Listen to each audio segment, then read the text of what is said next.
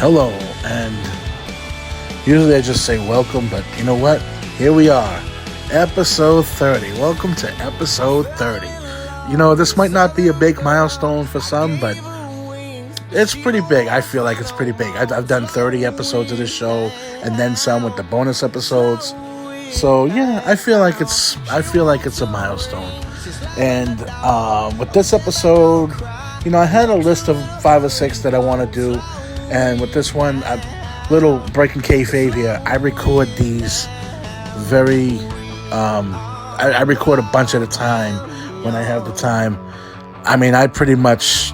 Some of these are recorded months in advance, and at the time of this recording, I don't know when it's going to come out, but Sid has just passed away, and I decided I'm going to do the Skyscrapers. I mean, by now, if you've listened to this show, you know 1989, that's my year, especially with NWA themes. I feel like there was no better year for them than 1989, and this theme right here, I mean,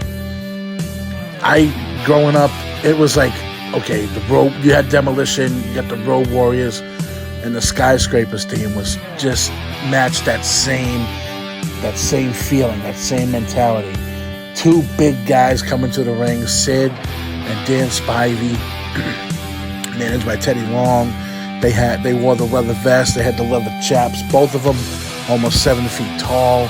I mean, they had a look that was like, man, if these guys were in WWF, you know, they just would have destroyed everyone. And I mean, the theme song they picked, whew, I mean, it matched. It was perfect for them. You know, slow, but had that metal feel to it, that devastating, like, these are monsters. And like if you were in the ring and this song played, you knew, 2 badasses are coming to the ring. I mean, this was a great pick for them. And then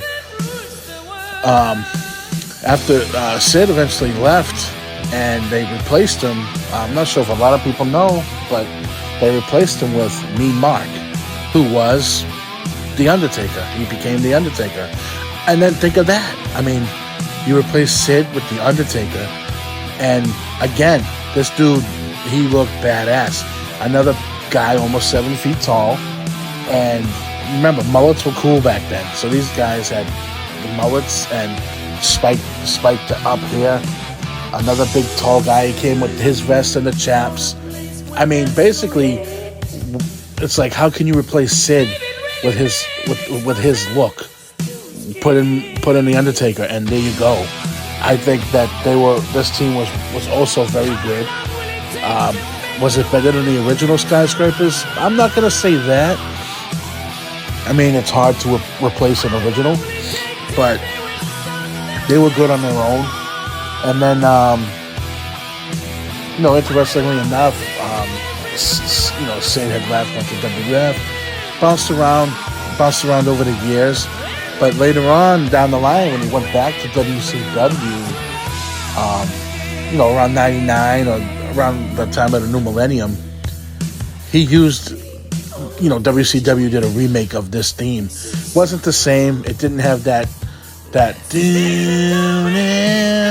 didn't have that, but it had the same cadence to it. It had the same beat, the same drum line at the very beginning, that slow, like, doom, doom, doom.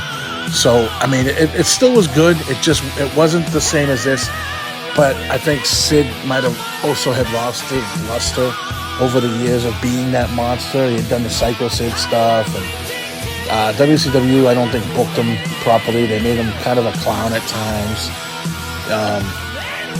Ironically enough, I think that Sabu's ECW theme was also just a takeoff on this, different instruments, but that same doom, doom, doom, and then the hook, the I don't know what they would call them, the hookahs come in or whatever. It's like, it's very similar. That's the only reason I haven't done Sabu's theme, because Sabu's theme was awesome, but I wanted to do this theme. So I just don't want to do that theme also. I feel like they're too similar. But Yeah, I wanted to touch up on. I knew from the start, Skyscrapers is going to be done. I had to wait this long to do it. That was a pain, and I'm so glad finally I've been able to put the Skyscrapers theme out there. But this is a classic. I mean, China White by the Scorpion. It's Scorpions, I believe. Yeah, I mean, it's a legit song. I mean, when I was younger, I didn't know NWA was using legit songs. I thought they made most of them. So I never knew this song until a few. I mean, well, it's been years now that I know it, but when I was younger, if I had known it was a legit song, I would have bought the tape for the song. It's just one of those songs. Like, I mean, the middle part. It's a long song. It's like 6 minutes, 7 minutes. The middle part does kind of okay, but when it picks up at the end again, it's kind of like you get that intro and then the words kick in, and it's like, okay, I don't need to hear that part, just the intro, and that's fine. It's the intro. By the time the words kick in, Skyscrapers were already in the ring, so it was fine. So yeah, rest in peace to Sid. I mean, he was a monster. He was a presence in wrestling. The guy was always on top. Anytime any program he was in was pretty much a top program. He was never like a jobber or beginning guy. He was always a big one in a big angle. I think if you think of the move or the word powerbomb, I think he's the first person you think of. I think people might think Kevin Nash or Vader. I honestly think Sid is the guy who made the powerbomb what it is. So yeah, rest in peace to Sid, and I'm glad I finally got to do the Skyscrapers. They inspired me, getting some love in there. Yeah, I'm glad, and I'm interested in.